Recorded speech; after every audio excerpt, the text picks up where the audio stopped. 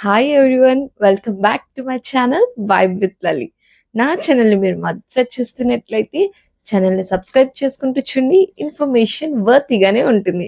అలాగే మీరు regular subscribers అయ్యుండి, నా ఫాలోవర్స్ అయ్యుంటే వీడియోస్ ఎలా ఉంటున్నాయని కామెంట్ కూడా చేయండి. అయితే వీడియోలోకి వెళ్ళిపోయే ముందు లైక్ చేస్తూ చూడండి. ఈ ఇన్ఫర్మేషన్ మరికొందరికి షేర్ అవుతుంది. ఇప్పుడు నేను చెప్పబోయే టాపిక్ ఏంటంటే, బేబీ యాక్టివ్గా ఉంటున్నారా లేదా అని తెలియడానికి ఒక 10 సైన్స్ అనేవి ఉంటాయన్నమాట. ఈ 10 సైన్స్ బట్టి మనం బేబీ యాక్టివ్‌గా ఉంటుందా లేదా, తన గ్రోత్ బావుంటుందా లేదా అనేది మనం ఈజీగా చెప్పొచ్చు. యాస్ ఎ న్యూ మామ్‌గా నాకు నా బేబీ అంత ఆల్ పర్ఫెక్ట్ అని మా పీడియాట్రిషియన్ చెప్పినా సరే, అంతా ఓకే కదా తిను అని ఒక చిన్న ఫీలింగ్ ఉండిపోతుంది. అంటే మామ్స్ ఈవెన్ పేరెంట్స్‌కి ఒక భయం ఉంటుంది. ఓకే కదా బేబీ అంతా బావుంది కదా తను అనే ఒక ఫీలింగ్ ఉంటుంది కదా! అలాగే నాకు కూడా ఉంటుంది.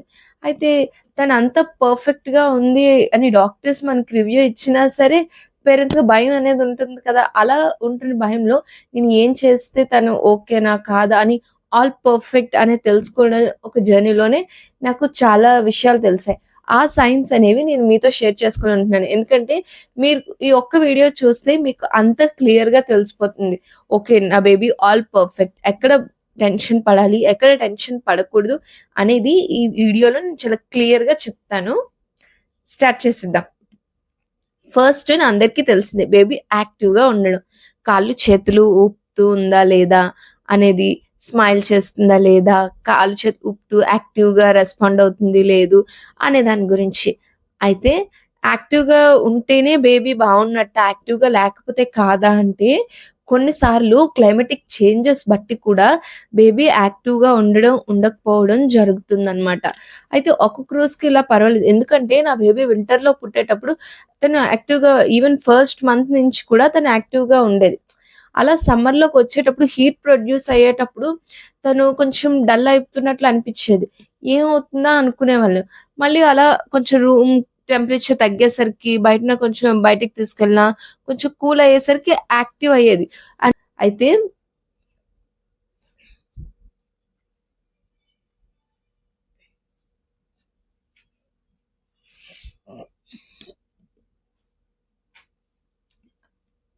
అలా తన ఎన్విరాన్మెంట్ చేంజెస్ బట్టి కూడా babies tension I mean environment changes బట్టి కూడా బేబీ కొంచెం డల్ అవుతూ ఉంటుంది ఒక్కొక్కసారి. అయితే డల్ అయింది కదా యాక్టివ్‌గా లేదు అని కాదు. బేబీస్ ఎక్కువ రోజులు అలా ఉంటున్నా సరే, డల్‌గా ఉంటున్నా, తినకుండా ఐ మీన్ ఫీడ్ తీసుకోకుండా అలా ఉంటే అప్పుడు ప్రాబ్లమ్ వస్తున్నట్లు. ఓన్లీ డల్‌గా ఉన్నా సరే పడుకొని పోతుంది, బానే ఫీడ్ తీసుకుంటుంది అనుకుంటే టెన్షన్ పడాల్సిన పనే లేదనమాట. ఈవెన్ యాక్టివ్‌గా ఉంటే అంత ఫైన్. సెకండ్ వన్ వచ్చేసి బేబీ స్మైల్ అండ్ ఇంటరాక్షన్. తను బాగా స్మైల్ చేస్తుంది కదా! మనం ఏం మాట్లాడినా సరే తను వెంటనే నవ్వుతుంది. ఈవెన్ 3, 4, 5 మంత్స్ అనేవి ఏంటంటే బేబీ మనం ఏం చెప్పినా రెస్పాండ్ అయ్యి నవ్వుతూ ఉంటుంది కదా! అది స్మైల్ అండ్ ఇంటరాక్షన్. తను మనం ఏం చెప్పినా సరే రెస్పాండ్ అవ్వడానికి ట్రై చేస్తుంది. నవ్వుతూ పెదాలు కదుపుతూ ఏదైనా చెప్పాలని చూస్తుంది అని అనుకుంటే షీ ఈస్ ఆల్ పర్ఫెక్ట్. ఇది వన్ ఆఫ్ ది సైన్ అన్నమాట. Third one proper sleep. Baby ఎంతసేపు పడుకుంటుంది, ఎలా పడుకుంటుంది అనేది ఇందులో ఉంటుంది. అయితే ఎంతసేపు పడుకుంటుంది అంటే 2 అవర్స్, 3 అవర్స్ మార్నింగ్ టైమ్ పడుకుంటుందా అనేది. అంటే ఫస్ట్ 1-3 మంత్స్‌లో బేబీకి మనం ఏం చేస్తామంటే ప్రతి 2 అవర్స్‌కి ఖచ్చితంగా ఫీడ్ ఇవ్వాలి. తను పడుకున్నా సరే, లేపేసైనా సరే ఇవ్వాలి. తర్వాత నుంచి feeding on demand or demand feed ఇస్తే సరిపోతుంది. తను ఆకలేసేటప్పుడు వె మనం ఫీడ్ ఇస్తే సరిపోతుంది. తను ఆకలేసేటప్పుడు ఆ సైన్స్ మనకి చూపిస్తుంది. దాన్ని బట్టి మనం ఫీడ్ ఇస్తే సరిపోతుంది. అలా అలానే పడుకునేటప్పుడు baby 3 hours are 2 hours minimum పడుకోవాలి. అది కూడా డీప్ స్లీప్‌లోకెళ్ళాలి. కదులుతూ, డిస్టర్బ్ అవుతూ ఉండకూడదు. అలా పడుకుంటే ఈవెన్ నైట్ టైమ్ వచ్చేసరికి కొంచెం ఎక్కువ అవర్స్ 4, 5 మంత్స్ బేబీస్ ఒక 5 మంత్స్ తర్వాత, 4 మంత్స్ తర్వాత తను 3, 4 అవర్స్ కూడా పడుకుంటారు కొన్ని సార్లు. అప్పుడు కూడా తను హ్యాపీగా ఎక్కువ డిస్టర్బ్ అవ్వకుండా పడుకుంటుంది అని అనుకుంటే షీ ఈస్ గ్రోయింగ్ వెల్ అనేది మనం ఇక్కడ అర్థం చేసుకోవచ్చు. నెక్స్ట్ అని వచ్చేసి ఫీడింగ్ బాగా తీసుకుంటుందా? ఫీడింగ్ అనేది బేబీ అసలు ఆపకూడదు, వద్దు అని చెప్పడం. అంటే కొంచెం పెద్ద పిల్లలు అవుతారు కదా! 3, 4, 5 మంత్స్ ఆ టైంలో తను ఎక్స్‌ప్లోర్ చేస్తూ ఉంటారు. తను ఏం చూసినా సరే ఆళ్ళకి విచిత్రంగా అనిపిస్తుంది. అంతా కూడా వాళ్ళకి బాగా ఎక్స్‌ప్లోర్ చేయగలుగుతారు. ఏం చూసినా వాళ్ళకి వింత ఆర్ట్ అయిపోతుంది అప్పుడు. ఫుల్ ఆర్ట్‌లో పడిపోయి వాళ్ళు ఫుడ్ కూడా వద్దు ఎవరైనా వాళ్ళ ఫీడింగ్ తీసుకుంటారు. ఎవరైనా మాట్లాడేసరికి అలా చూసి ఎవరో వచ్చారు అని చెప్పేసి అటు చూస్తారు. అది ప్రాబ్లమ్ ఏమి కాదు. అది దానివల్ల ఫీడ్ తీసుకోవట్లేదు సరిగ్గా అని టెన్షన్ పడాల్సిన పని లేదు. లేదు తను అలా ఆడుతుంది, ఫీడింగ్ తీసుకుంటుంది. 1, 2 డేస్ ఒక 1 వీక్ అలా కొంచెం అన్ని చూస్తూ ఫీడింగ్ ఆపుతారు. కానీ నైట్ టైమ్ మళ్ళీ నాయిస్ లేకుండా ఉండేటప్పుడు ఫీడింగ్ ఆపరు. అది ఒకసారి చూసుకోండి. ఫీడింగ్ బాగా తీసుకుంటుంది లేదా. ఇది కూడా one of the best sign that's your baby grows. Next one వచ్చేసి వెయిట్ గెయిన్. బేబీస్ ఖచ్చితంగా డైలీ 20-25 గ్రామ్స్ అనేది వెయిట్ గెయిన్ అవ్వాలి. అంటే ఇప్పుడు అందరి ఇంట్లో వెయిట్ మిషన్ ఉండాలని లేదు కదా! డైలీ బేబీ వెయిట్ చెక్ చేయాలా? గెయిన్ అవుతుందా? ఇలా లేదు కదా మా ఇంట్లో అని అనుకోకండి. ఈవెన్ మా ఇంట్లో కూడా మేమేమి డైలీ వెయిట్ చెక్ చేయము. డాక్టర్ దగ్గరికి వెళ్తూ ఉంటాం కదా! అప్పుడు తన వెయిట్ అనేది కంపల్సరీ చెక్ చేయించండి. అప్పుడే మీకు తెలిసిపోతుంది. ఓకే. ఇన్ని డేస్ అయ్యాయి. డైలీ 20-25 గ్రామ్స్ వేసుకున్నా మంత్లీ ఇంత రావాలి బేబీ వెయిట్ అనేది. ఓకే. ఇక్కడికి రీచ్ అయింది.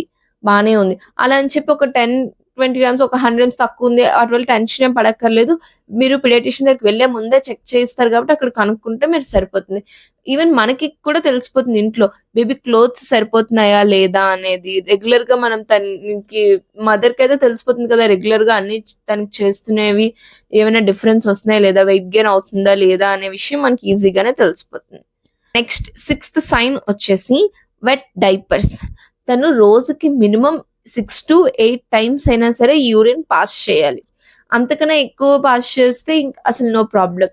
తను యూరిన్ పాస్ చేస్తుందా లేదా అనేది మాత్రం ఖచ్చితంగా చూసుకోండి. డైపర్స్ అనేవి వేస్తాం కదా! డైపర్స్ వేస్తున్నా సరే పేరెంట్స్ డైపర్స్ వేస్తే ఎన్ని సార్లు పోస్తుందో తెలియకుండా కాకుండా ఒకవేళ మీకు డౌట్ వచ్చిందనుకో, ఏంటి డైపర్స్ ఎంత లాంగ్ టైమ్ ఉంటున్నాయి కానీ ఫిల్ అవ్వట్లేదు అనే డౌట్ వస్తే ఒకరోజు డైపర్ స్కిప్ చేసి చూడండి.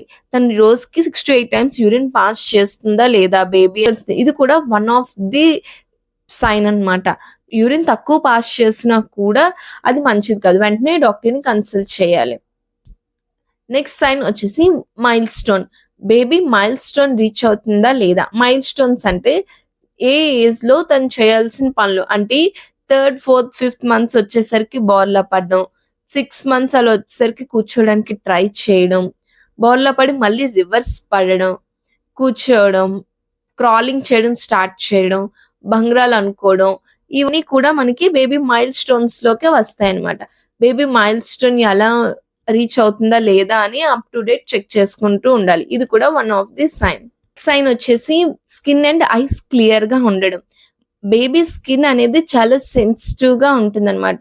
స్కిన్ పైన ఏ చిన్న ప్రాబ్లమ్ వచ్చినా సరే మనం వెంటనే అబ్జర్వ్ చేయాలి. Daily day to day baby skin, nails అనేవి మనం చెక్ చేస్తూ ఉండాలి. ఐస్ కూడా. నేనైతే నా బేబీకి ఎలా అబ్జర్వ్ చేస్తానంటే నేను ఎటు వెళ్తే అటు చూస్తుంది. Okay fine. దూరం నుంచి కూడా నేను కొన్ని సార్లు తనకి పిలవను. పిలిస్తే సౌండ్ తెలిసిపోతుంది. లైక్ మా మమ్మీ పిలుస్తుంది అని చెప్పి. అలా కాకుండా దూరం నుంచి తనకి నేను సైగలు చేసేదాన్ని. ఓకే. అప్పుడు నన్ను చూసి తను నవ్వేది. సమ్ మూవ్‌మెంట్ ఇలా తెలుస్తున్నాయి. తను మూవ్ చేస్తుంది. ఈ 3 మంత్స్ వరకు మీరు ఇలా చేయాల్సిన పని లేదు. ఇప్పుడు నా బేబీకి 5 మంత్స్ అయ్యాయి క్రాస్ చేసి నేను ఇప్పుడు ఇలా చేస్తున్నాను. 5 months 5th మంత్‌లోనే 5th month cross చేసిన తర్వాత నేను ఇలా చేస్తున్నాను. అదేంటి నా బేబీ ఇలా దూరం నుంచి సైగ చేస్తే చూడలేదు అని మీరు టెన్షన్ పడాల్సిన పని లేదు. ఒక బేబీస్ 4 మంత్స్‌కి బోర్లా పడిపోతారు. ఒకళ్ళు 3 మంత్స్‌కి పడిపోవచ్చు. ఒకళ్ళు 6 మంత్స్ వరకు పడకుండా ఉండొచ్చు. అంతకు కన్నా ఎక్కువ దాటి రెగ్యులర్‌గా ఉండే మైల్ స్టోన్స్ కన్నా కొన్ని ఎక్స్‌ట్రా 1, 2 మంత్స్ వరకు ఓకే. అంతకన్నా లేట్ అయితే అప్పుడు మీరు టెన్షన్ పడాలి. పీడియాట్రిషియన్ ఇదాలి. కానీ కంపేర్ చేసుకోవద్దు. ఎందుకంటే every baby is different. Every baby body texture is different. అందుకే మీరు టెన్షన్ పడాల్సిన పనైతే లేదు. ఫస్ట్ ఎప్పుడు మనం ఎంత కామ్‌గా ఉంటే బేబీ అంత బావుంటుంది. దేనికి కూడా టెన్షన్ పడి వరీ అయ్యాము అనంటే ఫస్ట్ అక్కడే మనకి దెబ్బ అయిపోతుంది. అందుకే మనం చాలా బేబీతో డీల్ చేసేటప్పుడు పీస్‌ఫుల్‌గా ఉండే డీల్ చేయాలి. అలా అలా బేబీ స్కిన్ అండ్ ఐస్ క్లియర్‌గా ఉన్నాయో లేదో చెక్ చేసుకుంటూ ఉండాలి. And last sign 10th one last but not least sign 10th one వచ్చేసి స్ట్రాంగ్ బాండింగ్ విత్ పేరెంట్స్‌తో స్ట్రాంగ్ బాండింగ్ ఉంటుందా లేదా అనేది చెక్ చేసుకోవాలి. అంటే తను ఎంత మందిలో ఉన్నా సరే మా మమ్మీ డాడీ అనేది గుర్తుపడుతుందా లేదా, ఇంట్లో వాళ్ళని గుర్తుపడుతుందా లేదా అనేది మనం చెక్ చేసుకోవాలి. రెగ్యులర్ గా తను చూసే మనుషుల్ని గుర్తుపడుతుందా, బై స్ట్రేంజర్స్ ఎవరు, ఇంట్లో వాళ్ళు ఎవరు అనేది తనకి తెలుస్తుందా లేదా. ఎప్పుడు 5th 6 months ప్లస్ బేబీస్ కి ఫస్ట్ 3rd 4th months కే బేబీ ఎప్పుడు మదర్ ని గుర్తుపట్టేస్తుంది. అక్కడి వరకు ఓకే. తర్వాత నుంచి స్ట్రేంజర్స్ ని గుర్తుపడుతుందా లేదా అనేది అప్పుడే తెలీదు. ఒక బేబీ గుర్తుపట్టిందని చెప్పేసి ఇంకో గుర్తుపట్టాలని కూడా లేదనమాట. అయితే ఓకే. ఇవన్నీ సైన్స్ నా బేబీలో బానే ఉన్నాయి. హెల్త్ పరంగా కొన్నుంటాయి. అవి కూడా మాట్లాడాలి. ఏంటంటే రెగ్యులర్‌గా ఫీవర్ వచ్చినా, కోల్డ్ వచ్చినా, కాఫ్ ఇవన్నీ మనకు తెలుస్తుంటాయి. వాటికి మనం డాక్టర్ దగ్గరికి తీసుకెళ్తాం. కొన్ని ఉంటాయి. లైక్ ఎక్కువగా తుమ్ముతూ ఉంటుంది. కానీ తనకి కోల్డ్ ఉండదు. అప్పుడు టెన్షన్ పడాలా అంటే అవసరం లేదు. కొన్నిసార్లు ఎన్విరాన్మెంటల్ చేంజెస్ బట్టి అలా జరుగుతూ ఉంటాయి. ఇవి అన్ని సైన్స్ బాగున్నప్పుడు కూడా తను ఏడుస్తుంది అంటే ఇంటర్నల్‌గా ప్రాబ్లమ్ అని మనం ముందే మాట్లాడుకున్నాం. అయితే ఎప్పుడు వరి అవ్వాలి? తను అంతా బాగున్నా సరే ఫీడింగ్ వద్దు అనేది అనుకుందాం. ఫీడింగ్ వద్దు అంటుందనుకుందాం. లైక్ ఫీడింగ్ తీసుకోవట్లేదు. ఏం చేస్తున్నారు? ఎప్పుడు తీసుకునే బేబీ ఫీడింగ్ తీసుకుంటుందా లేదా? ఈవెన్ బాటిల్ ఫీడ్ అయినా సరే, బ్రెస్ట్ ఫీడింగ్ అయినా సరే ఫీడింగ్ వద్దు అంటుందా లేదా అనేది మనం చెక్ చేసుకోవాలి. తను ఫీడింగ్ తీసుకుంటే వెల్ అండ్ గుడ్. లేదు ఫీడింగ్ తీసుకోవట్లేదు, చాలా అవర్స్ అయిపోతున్నాయి అనుకుంటే అప్పుడు వెంటనే డాక్టర్‌ని కన్సల్ట్ చేయాలి. స్లీప్ మనం ముందే మాట్లాడుకున్నాం కదా! స్లీప్ ఇలా ఉంటుందా లేదా? ఒకవేళ స్లీప్ లేనప్పుడు కూడా డాక్టర్‌ని మనం కన్సల్ట్ చేయాలి. యూరిన్ పాస్ చేయకపోయినా చేయాలి. వెంటనే ఇలాంటి సైన్స్ మీకు కనిపిస్తే మాత్రం డాక్టర్‌ని వెంటనే కన్సల్ట్ చేయండి. బేబీస్ విషయంలో ఎంత ఫాస్ట్‌గా మనం రెస్పాండ్ అయితే అంత మంచిదనమాట. ఇన్ఫర్మేషన్ యూజ్ అయింది అనుకుంటున్నాను. నేను చెప్పిన మీకు ఈ సైన్స్ మీ బేబీలో ఉన్నాయా లేదో చెక్ చేయండి. కొన్ని సైన్స్ ఏమైనా లేకపోయినా సరే నేను చెప్పాను కదా! ఎక్కడ టెన్షన్ పడాలి, ఎక్కడ టెన్షన్ పడకూడదని కామ్‌గా ఉండండి. కొన్ని సైన్స్ కనిపించకపోయినా సరే టెన్షన్ మాత్రం పడకండి. హ్యాపీ పేరెంట్, హ్యాపీ మామ్ అయితేనే హ్యాపీ బేబీ అవుతుంది. మీకు ఈ వీడియో నచ్చింది అనుకుంటున్నాను. న్యూ మామ్స్ మీకు ఇంకా ఏమైనా టిప్స్ కావాలన్నా సరే నేను ఇంకా ఎటువంటి వీడియోస్ చేయాలో కూడా కామెంట్ చేయండి. ఈ వీడియో నచ్చితే లైక్ చేయండి.